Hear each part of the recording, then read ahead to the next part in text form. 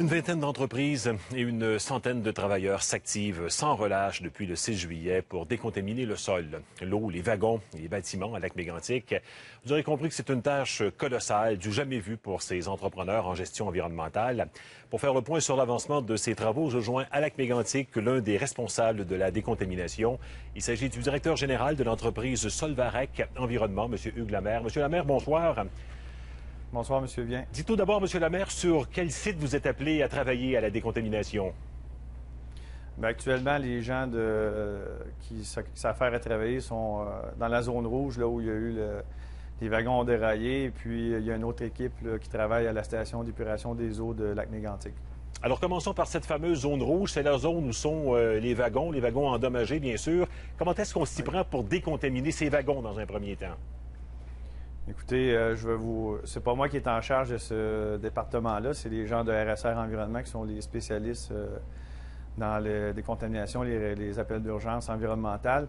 Donc, ce que je sais, c'est qu'eux, ils ont été appelés à pomper en premier lieu les liquides qui se trouvaient dans le centre-ville afin que les recherches puissent être effectuées par les corps policiers.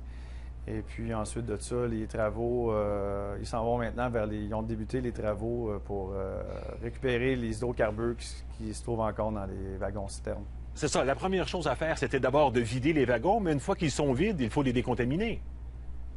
Oui, actuellement, l'équipe s'affaire à ouvrir les wagons afin de pouvoir les vider. Donc, ils vont par coupage au jet d'eau. Afin qu'il n'y ait pas d'étincelles et tout ça. Et ensuite de ça, les employés vont récupérer, pomper les liquides qui se trouvent dans les wagons, les nettoyer pour qu'ensuite ils soient coupés pour être envoyés à la ferraille. Mm-hmm. Et quels sont les produits essentiellement, les produits contaminants qu'on retrouve sur le site? Bien, majoritairement, il y a beaucoup d'eau contaminée, donc parce qu'il y a eu beaucoup d'arrosage lors des incendies. Parce que générer beaucoup d'eau qui est en contact avec des hydrocarbures, donc ça fait des eaux contaminées aux hydrocarbures. Et puis, effectivement, il y a tous les résidus de pétrole. Et puis, le pétrole qui s'est déversé, malheureusement, il a contaminé les sols dans le secteur de la zone rouge. Qu'est-ce que vous faites de tout ce pétrole que vous récupérez? Bien, actuellement, le pétrole n'a pas été expédié. Le pétrole est récupéré, entreposé dans les camions-citernes. Jusqu'à temps qu'on ait les bons débouchés pour envoyer ce produit-là au meilleur prix possible. Mais là, vous parlez du pétrole qu'on a récupéré, mais le pétrole qui est pollué, on extrait d'abord les matières polluantes? Et qu'est-ce qu'on fait de ces matières? Écoutez, ce qu'on fait en ce moment, c'est qu'on récupère toutes les eaux contaminées du site. Beaucoup d'eau contaminées du site ont été envoyées vers des sites de traitement d'eau contaminée au Québec, à l'extérieur de Lac-Mégantic. Et nous, depuis lundi dernier, on avait mis sur pied un centre de traitement d'eau contaminée à la station d'épuration des eaux afin de pouvoir traiter une bonne partie des eaux contaminées aux hydrocarbures sur le site de Lac-Mégantic afin d'avoir un peu plus d'efficacité. On a une capacité de traitement d'1 million de litres par jour actuellement. Donc, au début, on a dû traiter les eaux de la station d'épuration des eaux parce qu'on devait redonner des égouts à la ville. Et depuis une journée et demie ou deux, maintenant, on se concentre à traiter les eaux qui sont générées par le nettoyage de la zone rouge. Il faut se dire qu'il se génère beaucoup d'eau contaminée ici. Oui. Mais là, puisqu'on parle de l'usine d'épuration des eaux, je comprends que vous prenez l'eau que vous récupérez du site, vous l'amenez à l'usine de traitement des eaux, elle est filtrée et réacheminée par la suite dans le réseau? Exactement. On a installé un système de traitement d'eau avec des systèmes de filtrage charbon et tout ça, l'ultrafiltration. Je ne suis pas un expert dans le domaine. Il y a une entreprise qu'on a embauchée là, qui s'affaire à faire ça. Et puis oui, effectivement, on prend les eaux contaminées aux hydrocarbures, on les passe dans ce système-là. Et puis, une fois rendu à la fin du traitement, bien, les eaux rencontrent les normes de rejet du ministère de l'Environnement pour rejeter les eaux aux effluents. C'est sûr que c'est pas une eau qui est prête à boire, mais je pourrais vous montrer un exemple si vous voulez. Oui, certainement. Si vous en avez un, on voudrait voir ça. Oui. Donc, je vous ai apporté un échantillon d'eau contaminée. On pourrait considérer celle-là comme une eau légèrement contaminée. Celle-là, est-ce qu'elle a été traitée, là? Non, pas encore. Vous pourrez constater qu'il y a des hydrocarbures dessus. Vous voyez qu'elle est embrouillée et tout ça. Et puis ensuite, une fois qu'elle sort du système de traitement, elle sort claire comme ça. Ah, ma foi, oui. Oui, donc ça fait un très bon boulot. Cette eau-là va directement dans la rivière Chaudière, là? Oui, ça rencontre toutes les normes de rejet du ministère de l'Environnement du Québec. Parce que c'est de l'eau qui sera peut-être éventuellement récupérée par les municipalités qui sont riveraines de la Chaudière, là.